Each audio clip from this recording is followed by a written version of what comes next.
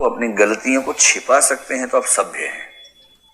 हरिवंश राय बच्चन उसी दौर के एक कवि हुए जिनका बेटा कौन हुआ? बेटे से बाप की पहचान हो गई है, अमिताभ बच्चन। और उनका बेटा कौन हुआ? कह रही है ऐसी है तो अभी बहू फिर भी ठीक है बेटे की तुलना में, एक्टिंग में है ना, है बहू से पहचान है बेटे की, बहुत बढ़िया। मतलब ऐश्वर्य बच्चन के ससुर के पिता थे हरिवंश राय बच्चन। ऐसे अब अभिषेक जी के लिए कह रही है कि मतलब पत्नी से पहचाने जाते हैं, ठीक है।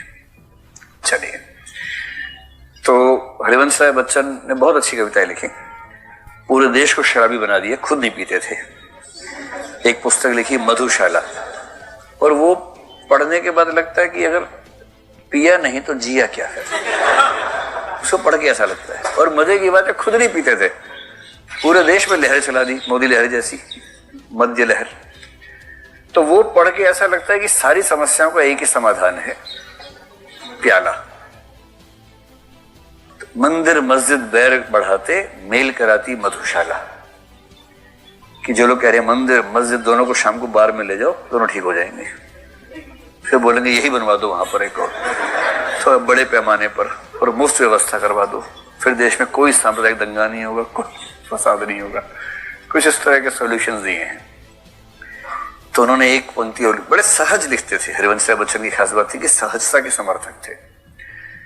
और एक लिखा, इस पार प्रिय मैं हूं तुम हो मैं हूं, उस पार न जाने क्या हुआ। इस पार प्रिय तुम हो मधु है, उस पार न जाने क्या हुआ। इस तरफ तो तुम भी हो, मदिरा भी है, उधर पता नहीं क्या होगा मरने के बाद।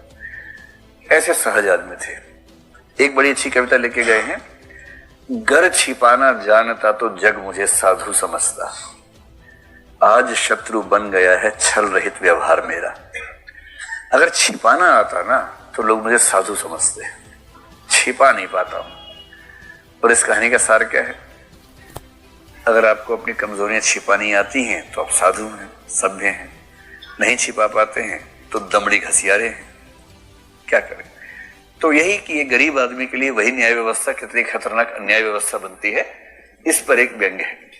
प्रेमचंद की कहानियां बहुत प्यारी प्यारी होती है, उनको समझने में बहुत दिमाग नहीं लगाना पड़ता।